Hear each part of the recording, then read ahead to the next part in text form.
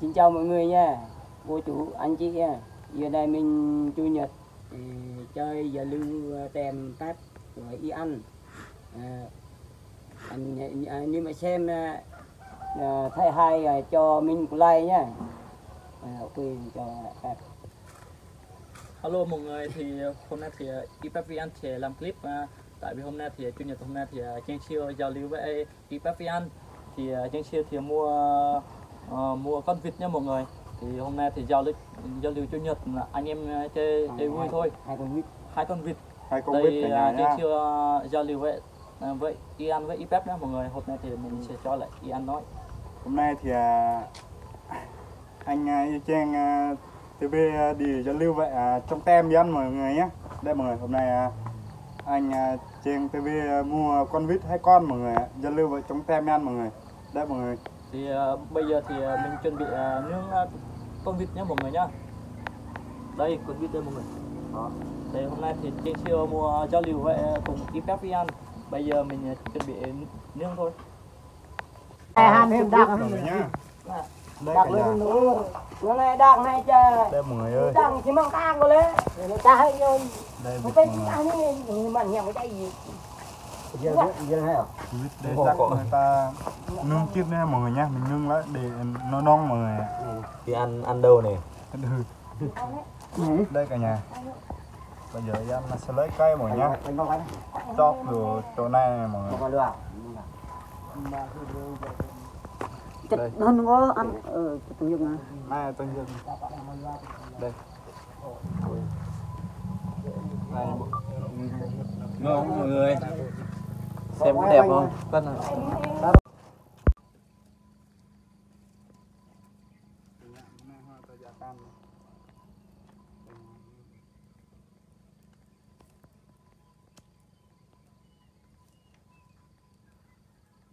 Đây cả nhà ơi, hôm nay mình quay vịt mở nhá.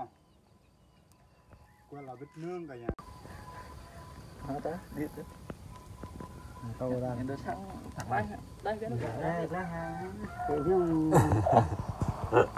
Hello mọi người. Hôm nay cái nhận hết dọn hết hả? Mà ta dạ này mà ta Dạ dạ nhìn lên đây. Dạ.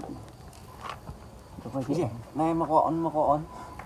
Mà mình tăng mà gọi bên. Mà ta cần cái chất mà cái. Hai con luôn. Thấy ngon không? Ngon chứ thể lắm đấy cả nhà ơi. Ăn rồi chắc ngon lắm nhỉ?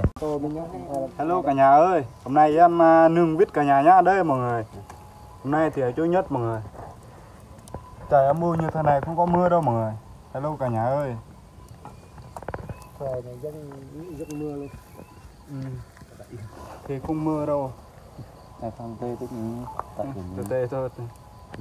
Ngon cả nhà lên nha. Rất là ngon. vịt quay bằng tay này. Quay bằng tay thôi cả nhà. Tại vì ở đây không có.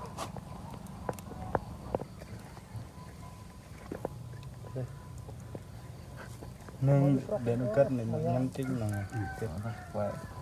Những hai phang tay nhà đo rồi hả đó. Mong hết. Dạ, mong. Ta tên này, tôm to rồi. Anh Trang TV thì giao lưu ấy, trong tay biết mọi người nhé. Đây mọi người. Hôm nay anh Trang TV mua theo 2 con vịt mọi người cả nhà. Đây, hôm nay anh em nương đây mọi người. Chủ nhật thì anh em ở nhà thôi mọi người. Quay clip thôi cả nhà ơi.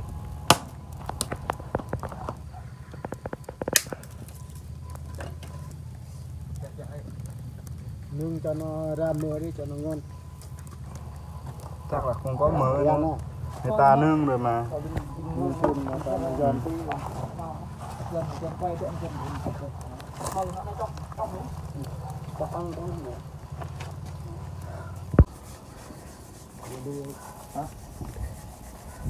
Đây là máy quay nương vít lần này. Sợ lên em, sao lại? Bắt ạ, quay hết sợ cho quay ạ. Em là Bây giờ thì hả? Sao nó buồn? Nè, Bia hơi bê cái bia nữa. con như rồi. Chín rồi nha mọi người nha. Ăn được rồi á. Có tay. Mọi người ơi, chín rồi. mở nha, bây giờ thấy anh em nha sẽ Cắt ra để đây đưa vào đĩa để ăn thôi. đi thôi.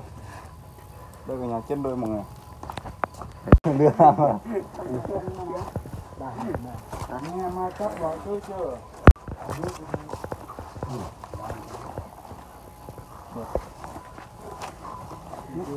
Đây, ngon chưa? Mà lem chưa? Đây. Bây giờ mình sẽ lấy ra cả nhà nha. Xong rồi mình Nướng là đầu nó nha.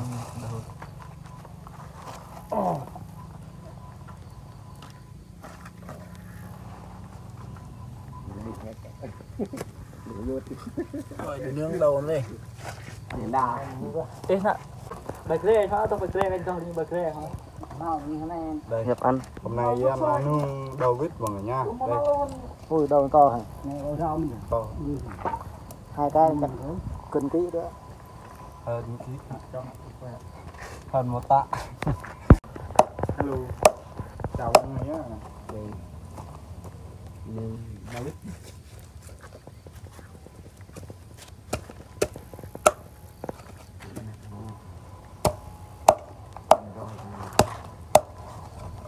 Rồi mày không sâu nữa. Một bài này.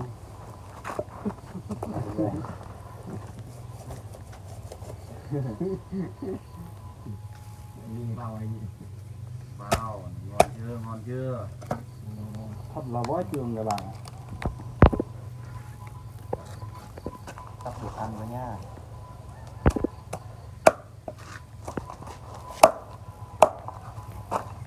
Càng già càng gai. Càng già càng cay. Càng già càng gai.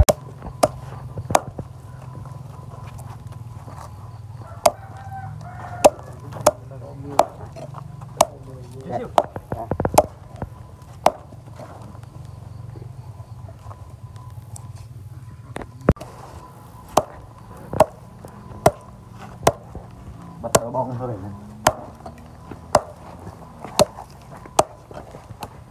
Cắt khai lâm cả nhà. Cắt nhỏ thôi. Đưa ra mọi thứ à.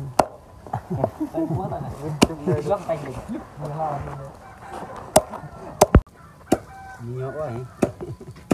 Chắc năm lắm. Tên nó là tên đó. Quái còn học còn vui. 8 giờ.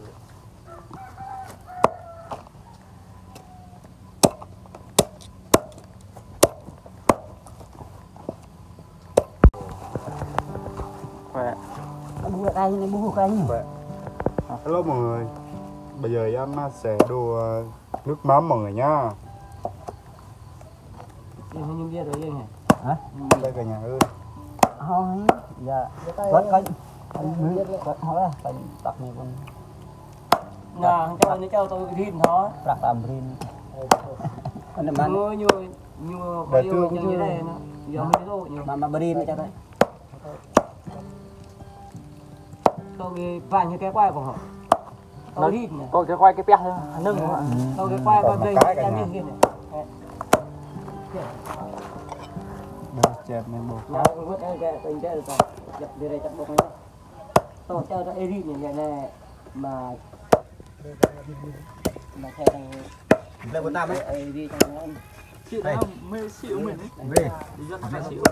đi bốn tam lên hả Ok, đây bốn tam. ya ta không nói em biết gì nữa về cái bia này em mình phải bà quen đi hết thôi mình bốn tam đúng rồi bia này em nó tập đây có ca chứ chạy à bốn tam nó còn bốn tam nhưng nó nè bé bốn tam hay có ca chưa hiện nó bốn tam này nhưng mà chọc mới mơ chờ chọc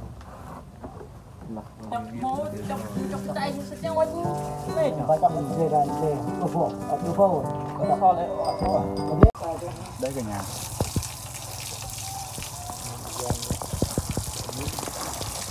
nó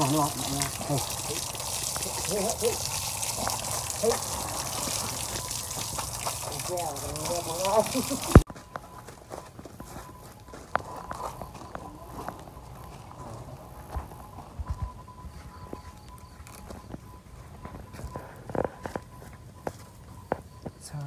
Con chen không? Mình bịp tầm mình thôi.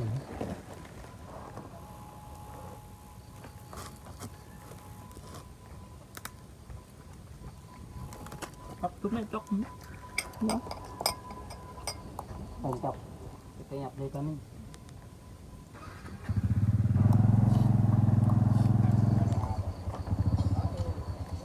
Đồ được băm cả nhà nhá. mất hai cái nào xem hai cái đưa cho cái vlog đấy cái vlog đấy về còn mình tự nhận vlog cái đây nhá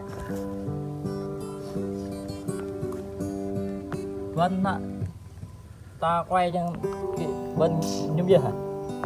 chứ tôi lại cái quá Vân nhung gì con đấy? Vân nhung Cái này tay, giờ tay rồi em mình. yeah cái bia đây bữa này yeah bây giờ edit nữa tay nhìn tay đấy Ta quay trước nên như bia bia á, nè, hoa ta lấy bia bia, hoa ta mình. người ta hội ta quay nên Quay này nè, ta có mọi ta nhung không? đấy ní Dạ, mi nhung trước na, mô tô này nè, chiến chiều, mô tô. Tôi Anh nhắc lo đi. na Là lệ giờ lưu hoa ta. Hiệp đây chứ, quay á. chào cô chú anh chị nha hôm nay mình vừa dân siêu tôm mốt qua giao lưu tem phép ăn đấy. Hello mọi người nhé, thì hôm nay thì Chiến siêu tao mót giao lưu cùng với IPF ăn nha mọi người nhé. Tại vì hôm nay là ngày Chủ nhật là buổi sáng, hôm nay thì Chiến siêu mua giao lưu với IPF 2 con vịt mọi người.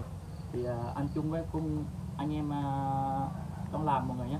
Thì hôm nay thì mình phải cho Ian nói. Hôm nay thì anh em nha, không nói nhiều mọi nha. Thì bây giờ thì anh em nha cùng với tất cả mọi người thưởng thức món con vịt mọi người nha.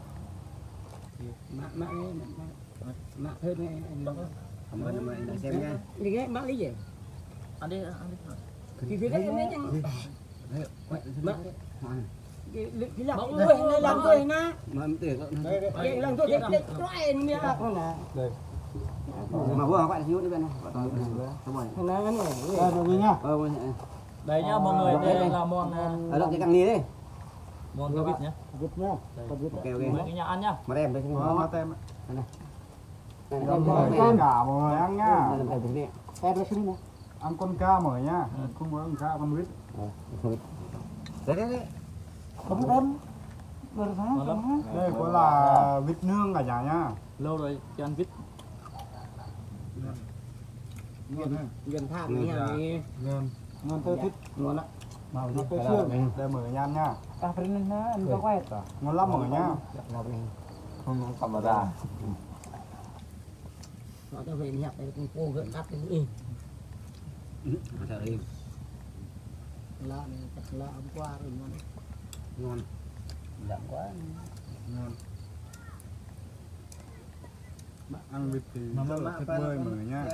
ở đây nó ăn cua đấy nó chọc đấy chọc cua ăn cua hả Tùy. Lâu rồi ăn nó cũng ăn dắt con vịt nó mọi đu người nhá. lên dạ năm quay đây bên này họ này có mặn Món vịt này thì mình ăn rất là ngon nha mọi người. Tại vì Em căng đi. mình nướng thì ăn rất là ngon luôn. ai mọi người Căng ly nước ngọt muốn tan nhá. Tại vì nước ngọt là quen thuộc của IPF ăn mọi người. Nghe nó Quen quen rồi rồi. mà. Tổ đi. Ngày nào cũng uống ăn được cuốn tam rồi nhà. qua đây Thôi, 1 2 3 du, 2 3. Mà đây. Mà đây bóng đùa anh em nhá mọi người nhá được vào nha. Đây nha, uống ngọt nhá. ngọt thôi nước ngọt Ngon. nặng quá cho nó mát nghe năng này làm tăng quay 50 đi Nhiều mà nó sai của ba. Ngọt nhỉ. vị ra tầm giữa cả ca này ca tăng lắm mọi người nhá tăng lắm cái ăn nó tốt quá đúng rồi tăng luôn á vậy bật lên cái này luôn này đây tất cả tất mình Như vậy. Nhỏ nhỏ.